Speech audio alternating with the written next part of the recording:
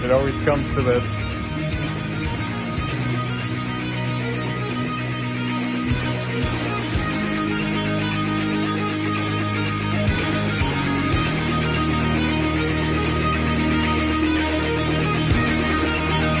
More nice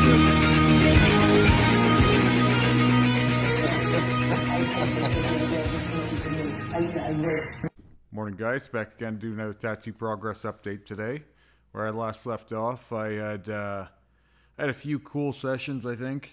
Sometimes I'll have a string of sessions that I'm not really like super pumped on. It's more like just doing the work or something sometimes, but these last few have been pretty, they've been pretty monumental ones in my eyes anyway. I guess that'll be different for different people, but I just had my back worked on again, and before that I had all the red in my forearm, and there's some on the upper arm too, brightened up, and that healed up really well. I'll show that off right away here. So that red is super bright now, and the darker spots that we did stayed really dark this time as well. If we can get the rest of this to that point, that would be pretty well perfect.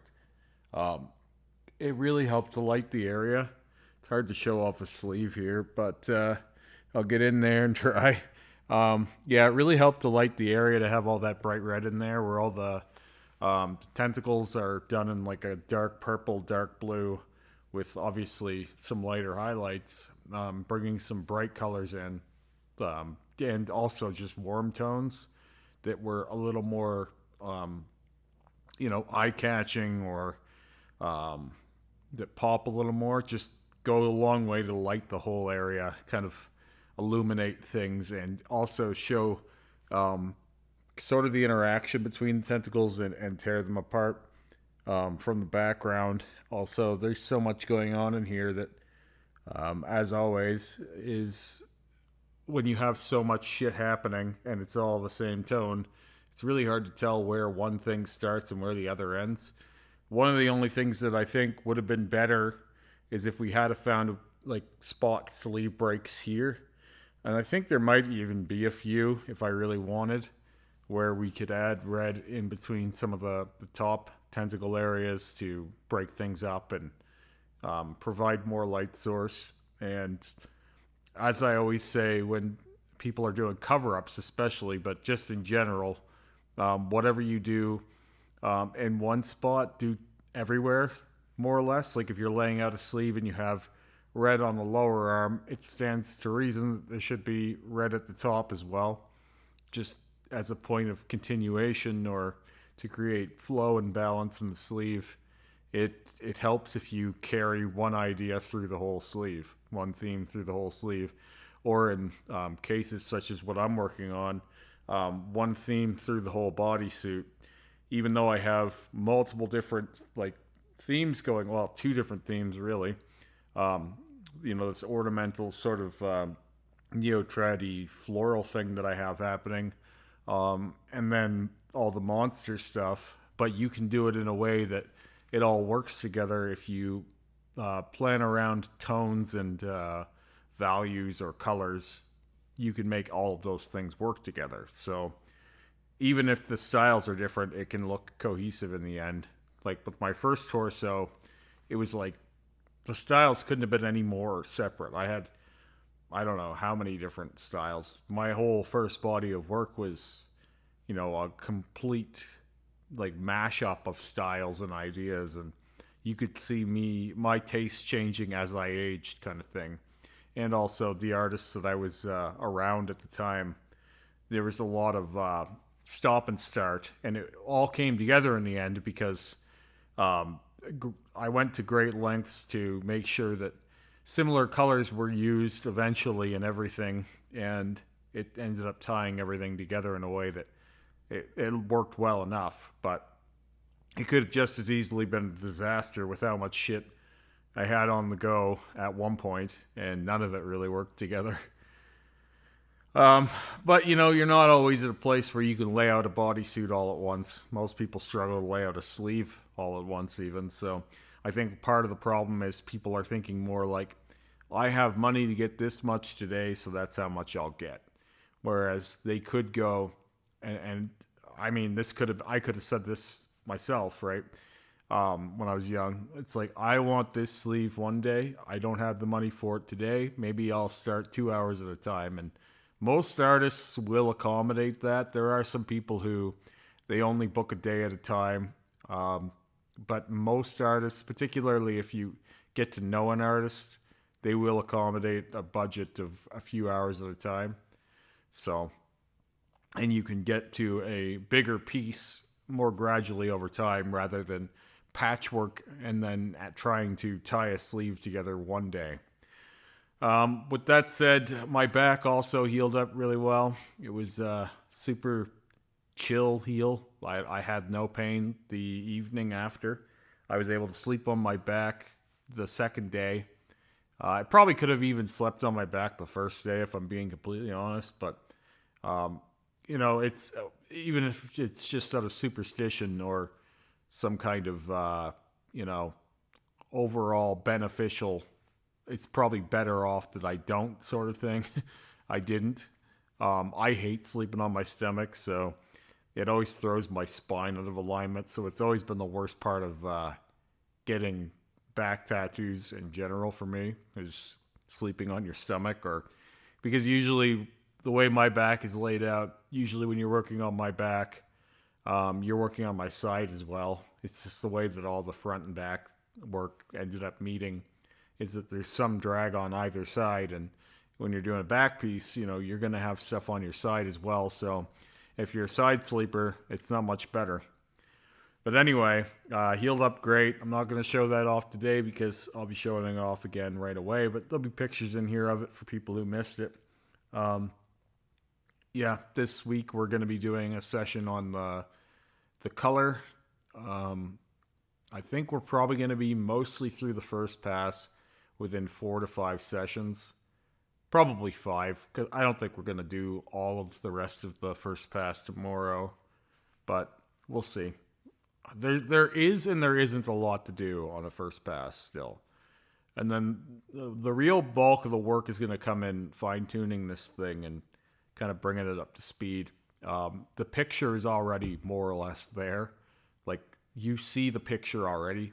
It's just now it's time to turn the lights on, because it's in the dark. But it's already there, and even if I didn't do any more to what's there, it would stay as it is for however long.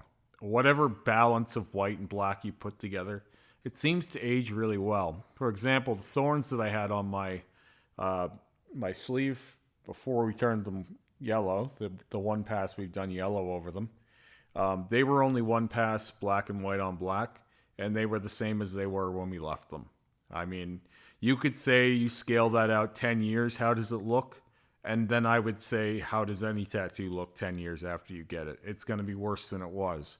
But the things that people are intending when they say that is that the black will mute and the white will mute and you'll have nothing, which just is not true. None of that happens. It may fade off a bit, but the picture you leave there will be there.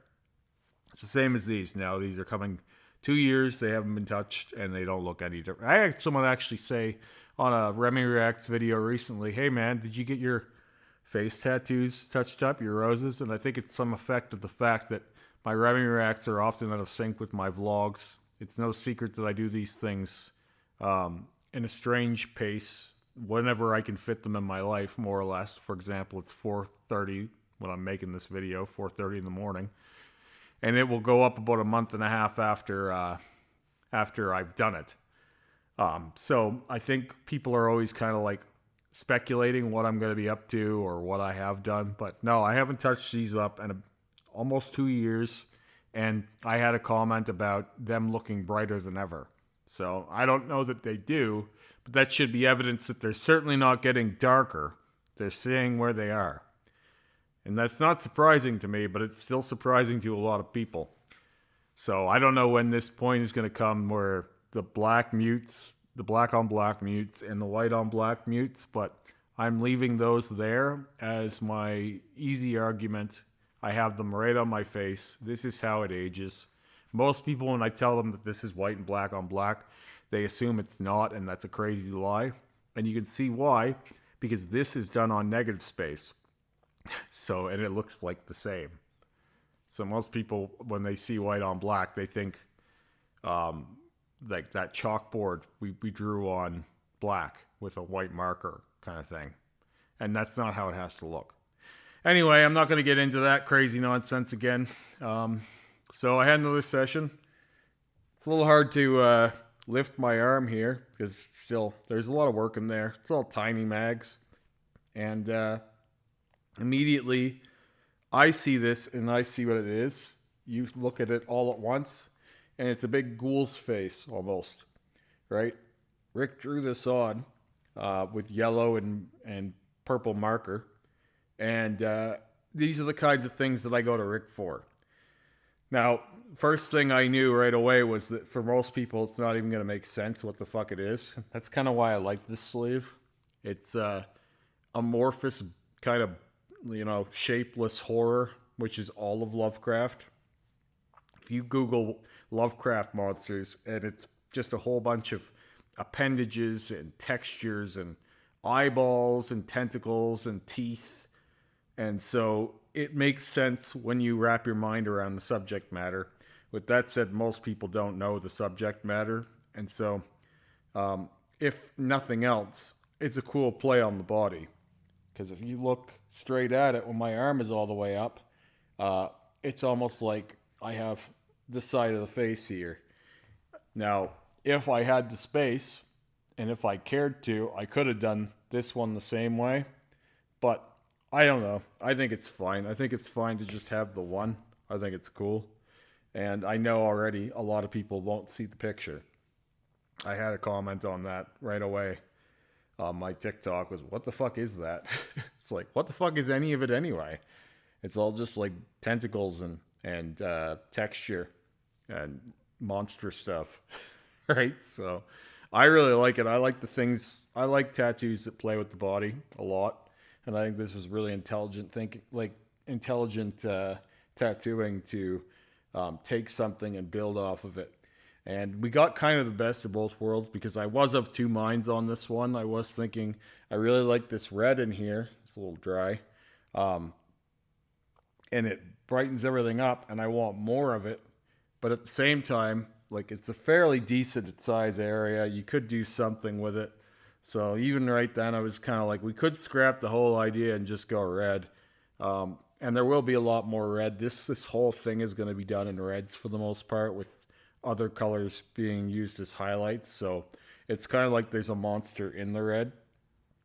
And when we do that second pass, or somewhere around that time, we'll get into this armpit tattoo again and work away at it again. It's been done twice and it's 2 years old now and it doesn't look any different, but we can make it look better. So for reference, that's a 2-year-old. This is 2 passes color, white and black on black. This one over here is only 1 pass and it's 2 years old. So you can see that this one isn't as good, but they both stayed really well. For 1 pass white, that's some of the brightest white I've ever seen still. I don't know why sometimes the white just sinks in like better than others. Similarly, these have been done for over 2 years. They haven't been touched up. The red and the white over here. All of these little eyeballs, these little openings are all over 2 years old. Haven't been touched up. So I do have, some people will say nothing on Remy's body is more than a few months old because he's always changing it. But that's not true. I have a lot of things that haven't been touched in years, and I can easily point to, and people always try and discredit that and say, oh, he's not letting anything age. It's like, I'm not done with the things that I'm not letting age, but there are things I have let age, and there are all over the place. So it's not a valid argument. With that said, I'm really happy with how this came out so far. For a first go, Rick's really been stepping up lately. He's been doing some cool stuff. I think it's some effect of inspiration from seeing the stuff that Terry and I have been up to as well. I think that those two feed off of one another. It's like healthy competition working on me. and both of them are learning so much all the time, and it's been a really, really cool experience here. And this last few months, this sleeve has been coming to life a lot, and I think the end game of this sleeve is going to be it's going to be much more interesting than this sleeve, because it's like we can always change things about this sleeve, but it's always going to be big, bold, and sort of basic, which is fine. I like to have a little bit of both to represent the fact that you can do super intricate tattooing and super bold tattooing. And other times you can do things that are semi-realistic.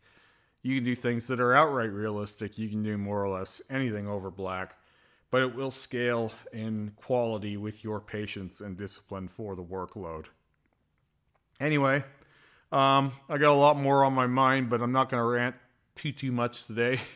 Spare you guys. I'll be back again in a few days here with another back tattoo update, and it's going to be a big one. You can say goodbye to the white and black on black version of my back, and whenever these things develop from white and black to color, I always find that there's some apprehension, or people going, you should have left it the way it was. Well, let me assure you that there was no version of this tattoo that ever existed that was just black and white on black. There was always color coming into it, but it will be primarily black and white on black. All right, I'll talk to you guys again soon. Have a great day.